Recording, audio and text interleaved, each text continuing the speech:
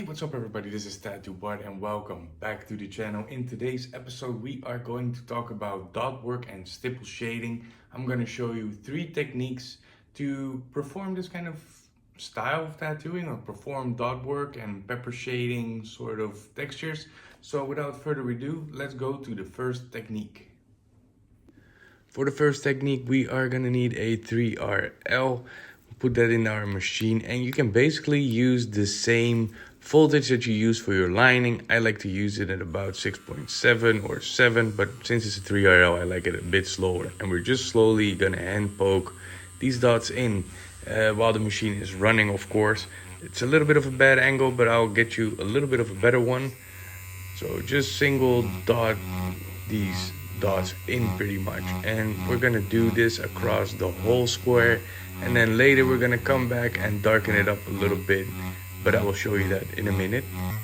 So here you can see we are gonna go over some of the spots that we want a little bit darker in this piece so we get a nice transition, and you can just slowly build up that kind of shade, and then once you're all done you should have something that looks like this. For the second technique, we're going to need a 3RL and a Magnum. I'm going to use a 9 curved Magnum. This is because it's just a really small square, so it would be nice to use something like that. And we're going to do pretty much the same thing that we did on the first technique. We're going to hand dot all these dots in, and this is a technique that is very common in mandala work because this will allow you to just really take your time in taking your pattern and creating the pattern in your mandala or your pattern that's in the background, and then you can come back with your Magnum and actually create the 3D effect in your mandala, so you really get those layers instead of having just a very flat looking image. And you can whip shade it. You can use any kind of shading technique. I choose to do whip shading for this particular spot, and you just darken up the edges that you want, but you can still have that dotted pattern in the background.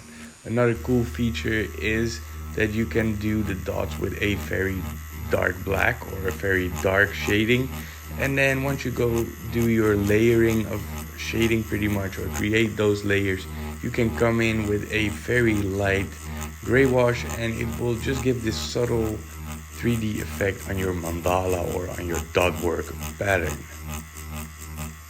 Now once you are done, you will end up with something looking like this. I do have to say I used just pure black for this bit.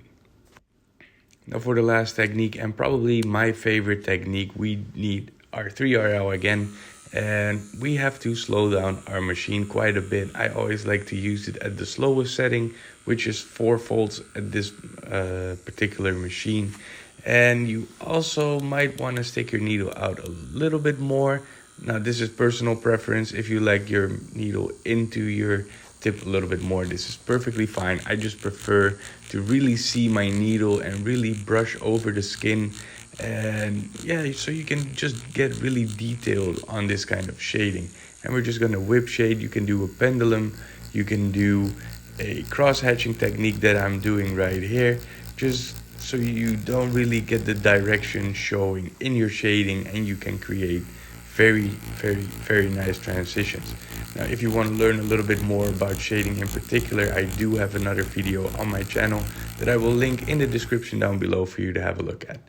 When you are done, you will end up with something looking like this. It is a little bit of a different effect, but it still looks absolutely cool. So those were the 3 techniques that you can use for dot work, pepper shade, and yeah, any kind of these styles. Of course, every technique is unique to its style. Like for example, the first and the second technique are a lot more common in, for example, like mandala kind of designs. The first is actually from like a stick and poke sort of thing, so it's like just really subtle dots here and there to just give your design a little bit more detail.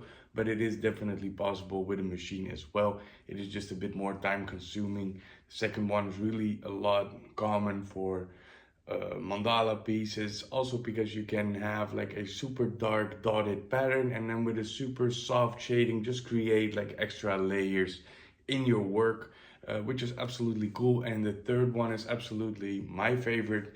This is what you see a lot in these black work and 3RL black and gray pieces, whip shading, just softly peppery shading. It's a lot softer than the other ones. The other ones are a bit harsher in my opinion, but of course this is my opinion. I feel like the third option heals a lot better because it is very hard to go a little bit too deep. If you hand poke these dots, it is very easy for one of those dots or a couple of those dots to blow out, and this will kind of ruin the effect on your shading or on your dot work pattern that you are working on. And I feel like the pepper shading with a lining is a lot more softer.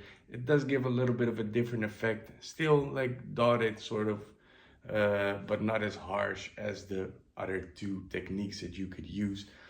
Anyways, I really hope you learned something from this video and you enjoyed watching this. If you did, make sure you like this video, subscribe to my channel if you haven't already, and leave a comment in what you want to see in the next video. As well as I said in the last video, if you are struggling with something in tattooing, go over to my Instagram channel and just write me a DM, send me a video or a photo of a tattoo that you made, and yeah, basically just see what is wrong with it. I will take the photo or the video into a video that I'm gonna be doing on YouTube. Don't worry, I'm not gonna burn you on what you are doing, but I just want to show and see if we can improve from your tattoo basically, and what was going wrong or what was going right in this tattoo. So if you are up for that, make sure you go over to my Instagram page and send me a DM there with a picture of some of your work.